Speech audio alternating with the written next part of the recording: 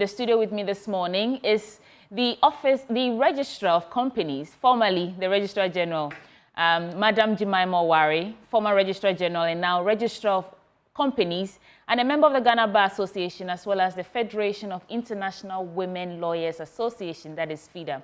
Welcome to the program, Madam Jemima. Thank you. So, nearly 2 years since the Office of Registrar of Companies took over from some responsibilities from the Registrar General's department. How has that been for you so far? Well, I must say that I was Registrar General since 2017 till when I took over the new role as Registrar of Companies in 2019. Okay. Now, the act was passed in 2019, that's the Companies Act. Right. And the law specifically stated that you cannot be the Registrar General as well as the Registrar of Companies. So I had to put down my position as Registrar General. Okay. And then take on the new role as the Registrar of Companies. So I must say that being a very new organization, I mean, very, very new, having to operationalize it right from the very beginning, it has been challenging as well as very exciting, because as Registrar General, I had more responsibilities. Okay. I had to oversee the registration of companies as well as marriages, industrial property rights. I was the Administrator General, administering estates. I also the official liquidator, liquidating companies that were going defunct and not able to pay their debts as it fell due. Right. Now, all that is now going to be left with the Registrar General. We now have a new Registrar General. Okay. In the person of Mrs. Grace Isahak.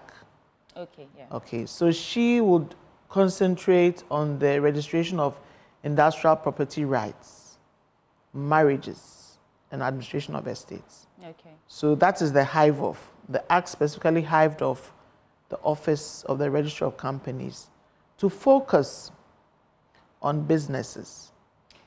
What are the key differences in the functions? I mean, aside registration of businesses, that's the ORC for short, that is the Office of the Registrar of Companies, has taken over from the Registrar General's department. What are the key differences in your functions when it comes to this transition of responsibilities? So for now, we only focus on businesses. Just businesses? Businesses. In addition, we are also the regulator of insolvency practitioners. Right. And so, I mean, if I'm talking of businesses, it's not just, I'm sure you are just thinking of maybe one-man business. There's so many things under businesses. I'm talking of companies. State institutions are in there? No, no. They are set up by acts of parliament. Okay. So I'm talking of companies. You hear of limited liability companies, yes, public or private, and limited liability companies, external companies, companies limited by guarantee, such as churches, CSOs, clubs, associations. Those are all to do with companies. Then we talk of business names, one-man business, sole proprietors. They are also there. Subsidiary business names. Now, you know Joy FM is a subsidiary business name. Yeah. You know that? Yeah, you're a subsidiary business name. So your parent company is multimedia. So we oversee all such type of registrations. Not only that, we also regulate and register professional bodies, such as the Ghana Bar Association, the Chartered Institute of, all these chartered institutes, Institute of Chartered Accountants Ghana, they've left the professional bodies, but there are quite over 90 professional bodies on our register. Okay. Not only that, we are still the regulator of insolvency practitioners. Yeah. Insolvency has now come into the fray. Initially, it was just liquidation, but now we regulate and license insolvency practitioners. We also carry out public education and sensitization of our processes, as this program is allowing me to do. Yeah. So you inform people about it. We appoint inspectors and receivers, so that now you can see we are more skewed towards the business sector. And then most importantly, this data that we generate, we share to the general public, to clients, to banks, insurance companies, yeah. We'll get into the various nitty-gritties of your role as liquidator insolvency, but let's focus on marriage for a little bit before we... Marriage? Yeah, I want clarification on that, because now, you know, the registration of marriages has traditionally been, you know, managed by registrars under the Metropolitan and Municipal Assemblies. Yes. Now, the responsibility is centralized and under the Registrar General's department. Yes. What does that mean for those who, you know, are interested in that department in terms of cost, in terms of processes, and everything in between? What's changed? That's lovely. Bringing in my old role. Yeah. Okay. So now we are the principal registrar of marriages. What that means is that metropolitan assemblies and district assemblies, everything that goes on there, we are the principal registrar of marriages. Orthodox churches, charismatic churches, whoever carries on marriages in Ghana, we oversee all that. Okay. Now, in the past, you know, they should have been submitting returns to us. And they weren't. But now it's changing. There is a new software being developed by the department, and every marriage that takes place in Ghana would have to be captured on this software. Okay. Yes. What that means is that there are very specific requirements that you need to have before you have a valid ordinance marriage, which unfortunately many people do not know. Okay. Most churches have to be licensed to register marriages, and they are not. Okay. The men of God have to be gazetted as marriage officers. Many of them are not. You need one type of license, either a registrar's certificate, which is normally issued by the Metropolitan Assemblies, or the special license, which the Registrar General Department issues, or the church.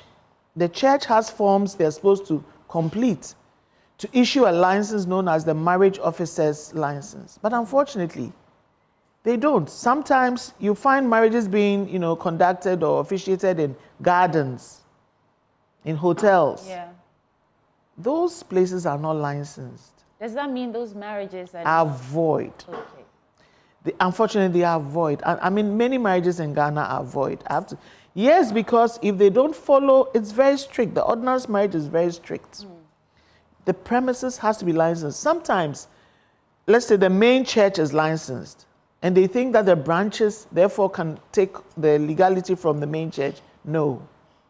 Even the branches have to be licensed. Okay. Yes. So if your main church is licensed for marriages, and the branch is not licensed, that marriage is void. The public don't know this. That's what I'm telling you. Okay. So many, so you can go ahead, you have a lot of paper, marriage, but the premises is not licensed. The minister has to be gazetted by us. All ministers of religion have to be gazetted by the Registrar General through the Minister of Justice to be marriage officers. So if your marriage falls under this category of marriages that you're calling void now, what do you do to ensure that? You have to do it again and make sure that it complies. Okay. So you have to come back to the Registrar General's department, possibly do it under a special license. And the special license is only issued by the Registrar General. And the Registrar General, at your function, under a special license, with the Register of Marriages, the booklet gives validity to the premises, if even it's not licensed. That's how come you can find us going to the hotels and to the beaches and wherever on the face of Ghana, hospitals, wherever. It's a special license. It does away with the 21-day notice, and you can carry on a valid marriage in such an instance. Okay. Another thing, you cannot marry a woman if you are already under an ordinance marriage. You cannot go and register a customary law marriage with another woman. Even if you have 3 or 4 women who you are married under customary law, you cannot marry one out of them unless you divorce all the others. Okay.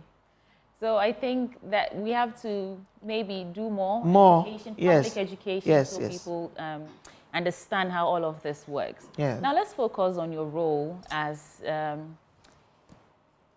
let's talk about your role as regulator of insolvency for clarity. What is the mandate of, you know, the regulator of insolvency?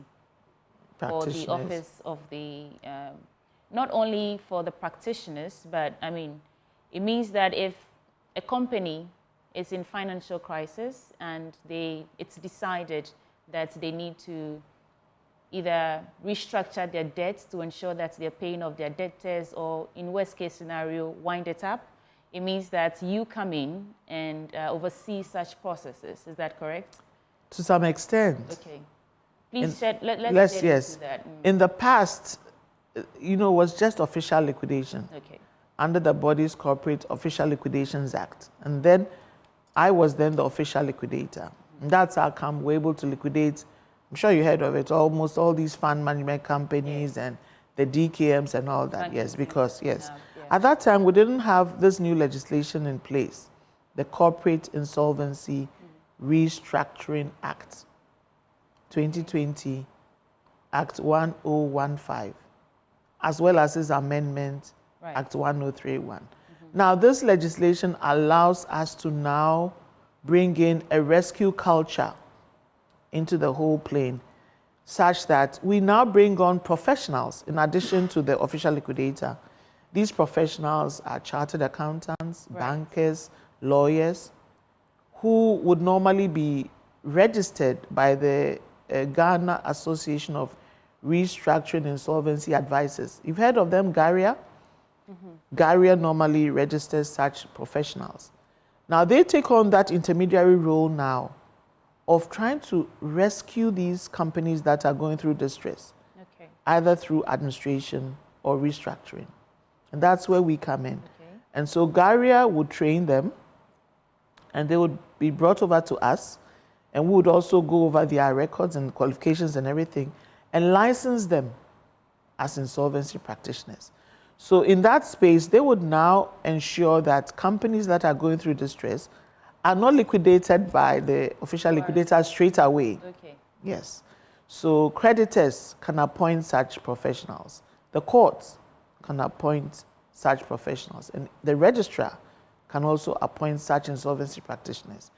And so they would help either... The role is more of a supervisory Yes. They would help by either ensuring they get more funding to sort of bring these companies that are going down back up. And of course, you stay off all debtors and creditors because you're going through a period of restructuring, and either through administration or whatever means, just to bring it back, changing maybe the top management and making sure that the company works again. But if all that fails, then official liquidation gets in. And even then, the insolvency practitioner can also now do official liquidation. And most companies still will come back to the official liquidator, that is us, maybe because we've been in the fray for so long. But the point is, currently, we are not the only ones that can do official liquidation. Does this apply to state institutions? Precisely. So state institutions will come to the government official liquidator to be liquidated, yes. So for clarity, let's say this ongoing SNIT issue, right? Where does the ORC come in? If it was decided that these SNIT hotels, for example, needed to be winded up because they're in financial crisis, and it has been decided through whatever processes need to be for that decision to be made, where does the ORC come in? You would be the ones overseeing the processes of... It's not automatic. Okay, so... Whoever are the creditors of the hotels or the shareholders, whoever, or the contributors, whoever or capital is at stake there, who would want the company, liquidated, would have to appoint us, yes, or go to the courts to get the appointment made. So it's not automatic. Okay. It's not automatic. And with what is happening now, I mean, with the new act, the government might appoint us, or the government might also appoint an insolvency practitioner.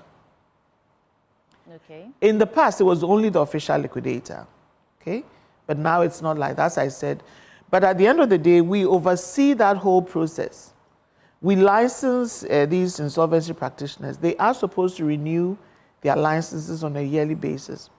I've given them up to June 30th. If they don't come and renew, we'll take their names off. Okay. They have to file reports. You know, it's a regulator. You have to regulate whatever practice they are carrying on out there. So that is the role of the official liquidator as well as the registrar of companies. Okay. Okay. Let's talk about your role as a we just talked about insolvency and liquidation Yes. now. Yes. So let's talk about registration of companies. I said last year you were giving some 500,000 companies some deadlines to come and re-register their companies. How is that faring? Have you taken their names off the books, or they actually came to do what's right? So let me set the record straight. The 500,000 number I mentioned is for business names. Okay. It's for business names such as sole proprietors. Okay. And in fact, they have responded very positively. Okay. It's still not good enough. Of the 500,000, I can tell you just about 5,000 have renewed their business names. That's Yes, not that's encouraging at all. Okay. Now, the business names lifeline really is just yearly, and I think many of them didn't really know. The Act specifically states that you renew on a yearly basis. If you don't renew, it lapses. So all these business names I'm talking about have actually lapsed. But the prerogative to keep them on the register is that of the registrar. And we have all these years just kept them on, and so they never really bothered to come and renew. But that kind of prerogative is coming to an end. You can't have a name operating all these number of years. I'm talking of going as far back as 1963, and you're just doing business and not bothering to renew it. Not bothering to, because you see, we keep that name on the register to ensure that nobody else picks up that name. And you are not renewing it, and the law says it's lapsed. So we'll go ahead and carry out what we said we'll do. So we've given them an opportunity again. You can renew that business name either by the *222#. We've put that one out. It's just 60 Ghana cedis to renew a business name. Okay. I heard yesterday that some officers around my office were informing them that it's 200 Ghana cedis. No, it's just 60 Ghana cedis to renew a business name. There are also charlatans going around in the name of officers from my office. They claim they are auditors. Agency. We don't know them. Okay. They give you don't know them? No, they give you a Momo number. We don't have a Momo number. So I'm putting this on record. If anybody comes to you saying they are coming from our office, from the accounting department or legal department with a Momo number, no, they are fraudsters. Okay. Do not pay any money. And it's surprising. You know, they would rather pay to them than pay to us. Oh, yes. I don't know why they get scared. Because they think it's quicker for them to... No, but they scare them and tell them that we're going to take your name off this afternoon. And you find them paying monies to, instead of coming to our office, which is very legal, you go to, there's a bank there, you can pay at the bank yourself. Or you can pay on *222#. Right. So aside putting information like this on websites, in newspapers, coming on shows like this, is there any other sort of way of communicating these things to businesses? Like, do you send them text messages on their numbers? How do you communicate to ensure that they're actually receiving the message? In fact, that is what we did. That brought them all running to our office. Okay. So we send them an SMS, giving them a deadline. That if they didn't come and renew by a particular time, we'll take their names off. And you should see the office, it's so full now. Why do you have to wait for an SMS to be sent to you? When we've made it very clear that a business name is valid only for a year. So you should know that before the year ends, you quickly come and renew. Okay. So that is information that they should know by now, yes. So the ORC is still operating within the offices of the RGD, Registrar General's Department? Yes, unfortunately, in that sense, yes. At least we have somewhere to operate from, but it's affecting the brand. Did they create new workstations, bring in new personnel to accommodate the new responsibilities, or how is that working? Okay. So as soon as the president operationalized that office, we were able to come up with strategy documents and an organizational manual. Out of the strategy documents, we have started interviews. but we starting internally first because our work is quite specialized. It's not the normal company registration is quite specialized. So of course we're doing the internal recruitment. If that is completed and there are still, positions that have not been filled up on the organization manual, we'll do the external recruitment. Even then, it has to be from the public service because the Act specifically states we cannot use our internally generated funds to pay for salaries. So it has to be from, that is what it said. It has to be from the public service, where you already have an employment in the public service and being paid by government. Maybe that was allowed to enable us to complete our own building because we have to construct our own building and move out of the Registrar General's department. So we have been able to procure land in Legon. It's behind the golf house, 2.1 acres land, and we are in the process of completing the process to put up our own office, modern office for the office of the Registrar of Companies, yes. And when that happens, we'll move out of the Registrar General's department. Okay. I wanted us to talk about something before you mentioned internally generated funds, and something when I was reading the updated final report, some presentation that you made, something caught my eye that I want clarification on. Now, the ORC has financial autonomy. Yes. It means that it operates its finances independently. At the same time, or in addition, it manages the finances of the Registrar General's department. Is that correct? No. Okay, how does that work? No, we have... Let me add the last bit of the issues and then we can unpack all of it. Yeah. In the instance that the ORC cannot acquire an immovable property, it can bring in some assistance, but who pays for that extra help to acquire that immovable property? We have to pay it out of our internally generated funds. Okay, not from the coffers of the Registrar General. No, so now we are separate institutions now. Registrar General's department has its own funds. It has its own budget. Has its own internally generated funds. Managed by the ORC? No, managed by the Registrar General. Okay. It's a separate institution now. Now, the Office of the Registrar of Companies is a separate institution now, having its own internally generated funds, and governed now by a governing board. We have an 11-member governing board that governs operations with our committees. And so it's a separate institution. So our own IGF funds are what are going to be used to run the operations of our office, as well as helping us to construct the new premises, yes, and then move out of the Registrar General's department. So this confusion of, we are separate institutions with different heads, so with different functions. Money, no, there's no connection at all between the ORC. No, it's now completely hived off, yes. Okay, let's talk about some things that businesses and individuals will be interested in right now. Yes. Can you run us through the basic processes of registering an entity now? Okay. Now, for instance, every entity must have some. First of all, you must even know which type of entity you want to register before you even begin. You remember I was mentioning quite a number of them, yes. So you must know the entity type. And I'll put in this word. People just get up and say, I want to register a company. Now, the company is a very serious business. So if you're not ready for it, don't register it. Yes, because you need directors, you need auditors, you need a secretary, you need a registered office, you need books.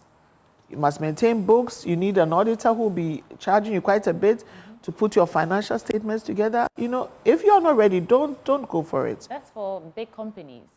Yes, I believe that you can even have a small company, but you must be ready to comply with the conditions in the Act. So that is how come I have over 300,000 companies on the register, and maybe only about 100,000 are active. You see what I mean? That's 200,000 inactive. In fact, it's even more than that. If I go back to 1963, when when we hadn't automated, that's the historical historical database of businesses, of which your company was one. Historical, I'm talking of really old-time companies. Many of them haven't done what we call re-registration. That is, updating us with the current information on those companies. They are still using old certificates. They haven't bothered to file their annual returns. They haven't bothered to file their financial statements. All their directors need unique tax identification numbers. They haven't bothered to do that. So we can't search on them electronically. Though they have about 300,000 sitting in the historical database. What can you do about it? Yes, so we are going to start, right now I'm concentrating on those that are in the e-registrar. I mean, since 2011, we automated. Those are the sample of about 8,000 companies I spoke of. Yes, we have made a bit of noise. About 7,000 now will be taken off the register from next month. Okay. Yes, because we've done everything we need to do. Some have come, some haven't. Okay. So you definitely need to know the type of company you want to register. Okay. Fine. So it's a company, then be ready for it. And you have different types. You need a name. You need, and the name will do a search to make sure that you don't have somebody's name. You need objects, of course, or an activity or a sector you want to operate in. You need a registered office and a principal place of business. You need directors. You need a secretary. You need auditors. And so for a company like that, at least you need a minimum of 2 directors and a minimum of 1 shareholder. And now the laws are that you need to make sure that if you have an auditor, after 6 years, you change the auditor. That's the law. Yes, I saw that directive some time ago about you need that. You need to appoint new auditors. Yes. You need beneficial owners. You know that, you know about beneficial owners as well? Yeah. Those, the real ultimate owners behind a company. Yeah. You need that kind of information. The ending of your company name now has to change. Many old companies still have limited LTD. It has to be LTD or PLC or all those things. You have to do that. So that is for a company. But for a business name, it's just a very simple process. You need a name, you need the objects, you need a place where you do business from. That's it. You need your mobile numbers, email. But for now, every business needs at least a digital address. You need to come to us with your digital address.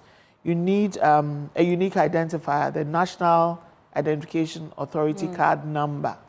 Yes. So these are some of the things you need at least to register a company, whether a guarantee company, even a professional body. You need to have a name. You need to have objects. You need to have members, whoever you want to be your members. For the professional bodies, at least you must have at least 50 members before we can register you as a professional body. So these are the differences. There are young people these days who, you know, apply in various trades and they're calling them organizations. They're calling themselves CEOs. I mean, really? Oh yeah. You know, you go on Instagram and Facebook, a lot of people say CEO of this and that venture and they're selling, you know, 1 or 2 things. What is the proper regulations when it comes to those small companies by young people, not people who want to register limited, you know, liabilities and all that? For example, if my little sister sells wigs on social media, what is compliance doing with all of that? Okay, so she has to possibly register a business name. She doesn't want a complicated business, isn't it? Yeah. She's the sole owner. That's the business name, sole proprietor. Sole proprietor. But she must renew it on a yearly basis. That's about it. That's the thing. I told you. And all she needs is a business name. Yes, and she doesn't need to have books and all those things that the company would require. Okay. But she has to renew it on a yearly basis. Yes. She can call herself the CEO. She's the chief executive. But normally I'd have used CEO for a company. Yeah. Yes. But the key thing is, to keep it valid on our register, you must renew it yearly. That's it. And if she doesn't, because there are a lot of these businesses that are not registered. Then it lapses. Okay, those that are not registered. Not in your system at all. Oh, okay, yes. So then they are going against the law. Because you see, well, she can do a business in her own name. What's your sister's name? No, this is hypothetical. Okay, but give me a name. Sweetie Abochi. Angela. Okay, Angela, my little sister is okay, say Angela Abochi. Yes. You can do business in the name Angela Abochi without adding anything to it. It's allowed. Okay. But if you go to any bank, they will not accept that. Okay. They would require a document to identify you, to be able to, for corporate governance purposes, to check on you from the system, to make sure that you are really who you say you are. So then you are compelled to then register. So it's not a crime, but you will encounter some hindrances on your way of growing or expanding your business. You're going anywhere for a facility. Nobody is going to give you a facility in your own name. Okay. You need a legal identity. So it's either a business name or a partnership. We register partnerships as well. Partnerships is between 2 to 20 people can also register a partnership, and they will be governed by a partnership agreement. They don't have to also have a secretary or auditors, and all those books. So possibly people could register partnerships instead of companies. Right. But everybody just talks of, I want to register a company. And then they don't bother to file returns. And it just sits on our database. Yeah. In this day and age that we're encouraging entrepreneurship and innovation, is there anything that the office or the Registrar General's Department, both offices, although that's not your office anymore, is there anything that you're doing to maybe assist these young people who want to register a wig company, do business in their own names as sole proprietors and all that? Is there any sort of arrangement that, is skewed towards assisting them to be more regulated in a way? Maybe we should be talking about the new software that we want to deploy. Okay. To make it very easy for them to register their businesses wherever they are. We currently, digitization. Yes, we currently have a software that we have migrated onto the government cloud at NITA, yes. But it's not fully digital as many people would wish it to be. The government cloud. Yeah, we are on the government cloud now. It's made our services better than it was before, because initially you keep on hearing of downtimes and all that. It's come down considerably. So with the new software that we intend to deploy, fully digital, wherever you are, you can register online, you can pay online, you can get your certificates online without necessarily walking into our offices. Okay. We are hoping to deploy this software by the end of this year. And I'm talking of everything digital. Currently, you have to download forms, fill it, scan it, before we examine it and approve it. But what I'm talking of, you don't need to do that anymore. You fill in everything online and pay online. We have been coming up with the software on your own mobile phone. You can register your business on your phone. That's going to be very exciting. Yeah. Pay online, do everything online. Yes. So with that sort of facility, your sister could easily get a service provided here from the ORC. Yeah. But currently, we are also giving you 24-hour service from our Prestige Center. Okay. You didn't know we had a Prestige Center? We do. Okay. We have a Prestige Center now. Within 24 hours, when you come in there, you get your certificates registered and your company registered, your certificates and everything that you need within 24 hours. And that eliminates those agencies that are causing all that drama. You just pay a little bit more, of course. Okay. Prestige. Prestige, so you pay yes. a bit more. But definitely you get a service rendered you within 24 hours. Yeah. Okay. So just to reiterate, it is not a crime to do business in your own name.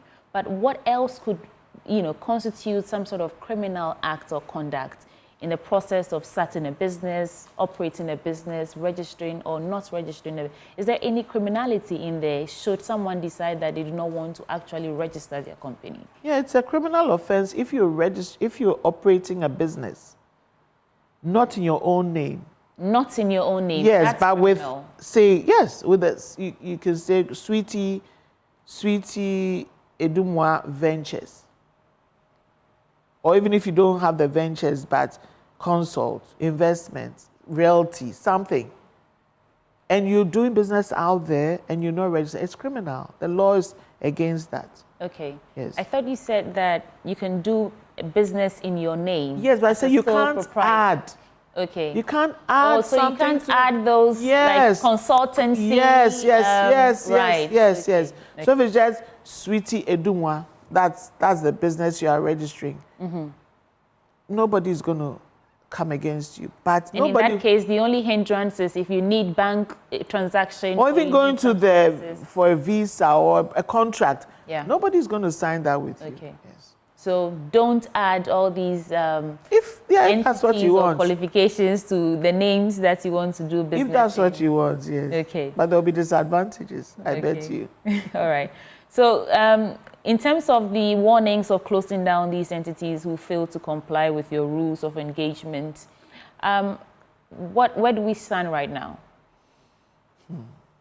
You are here, so what is your message to them? So, well, I'm not that interested in striking down companies and closing down. I'm more interested in companies complying for us to get the current information on them.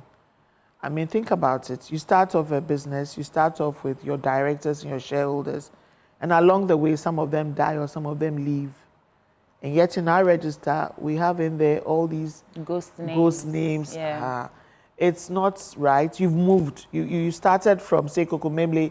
You are now in Kantamanto or somewhere like that. And we come and check the register, and it's still the same old address. So when we talk of filing of annual returns and financial statements, it's just for you to update us with the most current information. So we have talked for quite a bit. It's getting to 2 years now, and they are not taking us serious. So by the end of this month... This month? Yes, 30th June. We gave up to 30th June. So from 1st July, we have names already on our website. We informed all companies that were interested in remaining on the register to go to the website, check.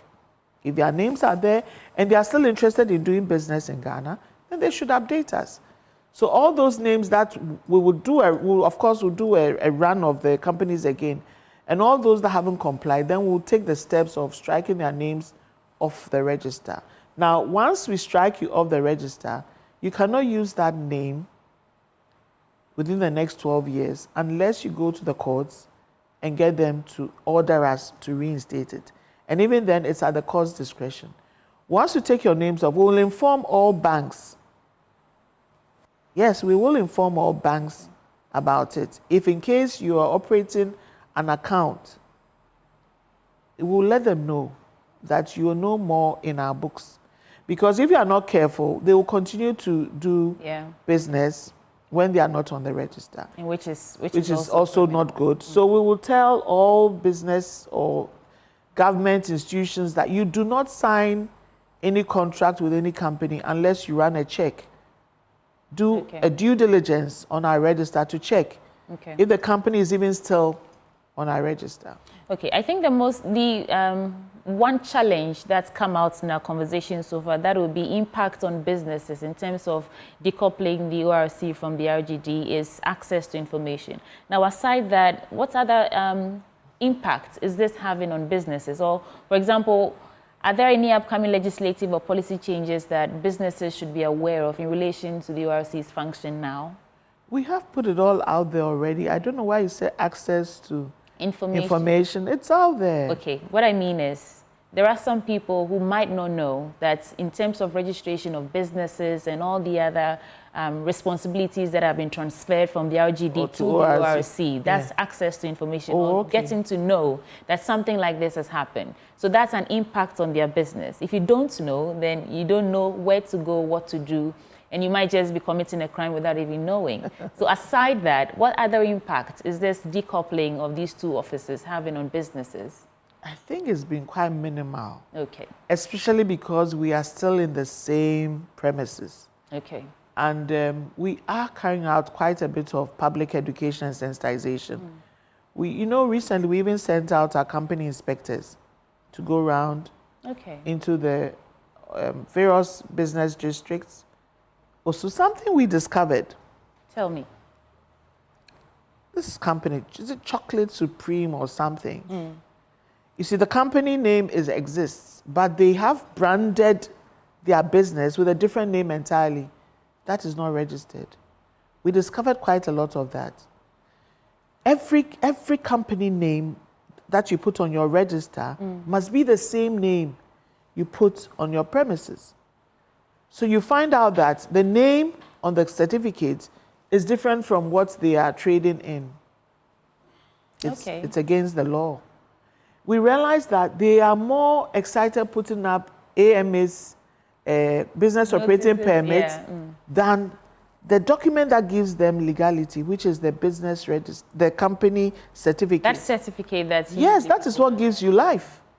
And the law requires you to put it up, you know, in your office.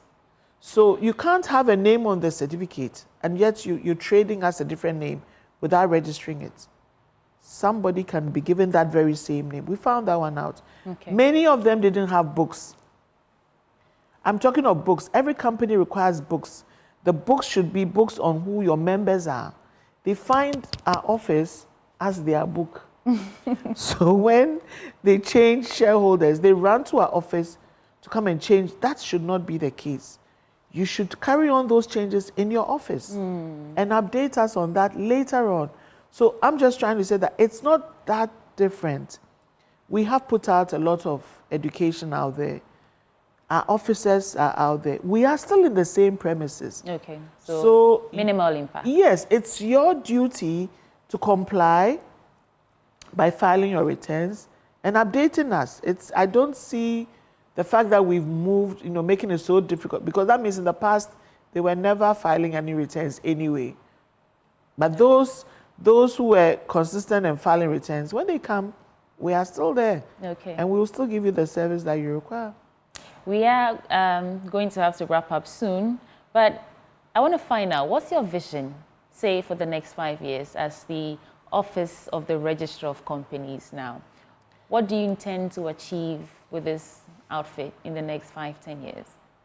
Okay, it's my vision really to be like a world-class registry. That is what I want it to be, not what we currently are. Okay.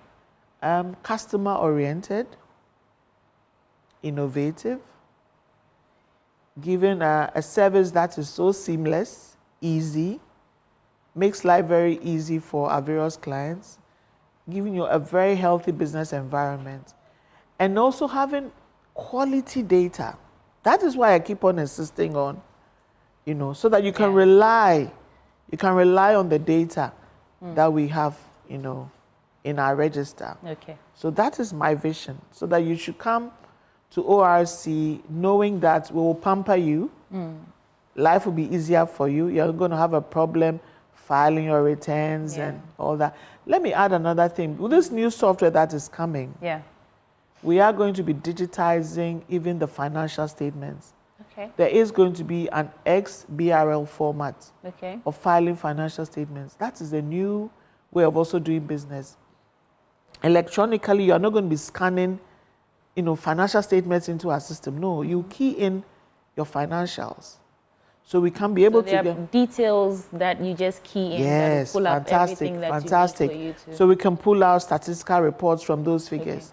That's a very new, and we have to start the education for all our auditing firms, that what they've been used to in the past, just putting up these simple financial statements, no, it's going to change. All right. We have to do things along the line of what all business registries are doing worldwide. You remember what I said? World class. Yes.